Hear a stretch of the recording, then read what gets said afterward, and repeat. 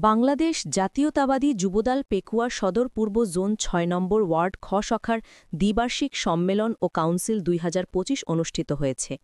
১৭ October শুক্রবার রাত ৮টার দিকে সাবেক গুলদি তালিমুল কোরআন মাদ্রাসা সংলগ্ন এই সম্মেলন ও কাউন্সিল অনুষ্ঠিত হয়।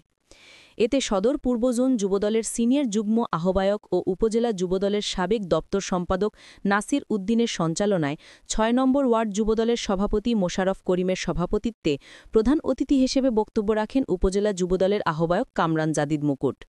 এতে উদ্বোধক হিসেবে স্বাগত বক্তব্য রাখেন উপজেলা যুবদলের যুগ্ম আহ্বায়ক ও সদর পূর্ব জোন যুবদলের আহ্বায়ক দিদারুল ইসলাম, সদর পূর্ব জোন ইউনিয়ন বিএনপির আহ্বায়ক আলহাজ আবু বক্কর, পূর্ব জোন যুবদলের সদস্য সচিব মোহাম্মদ কাইসার, সদর পূর্ব জোন স্বেচ্ছাসেবক দলের সভাপতি রাশেদুল ইসলাম।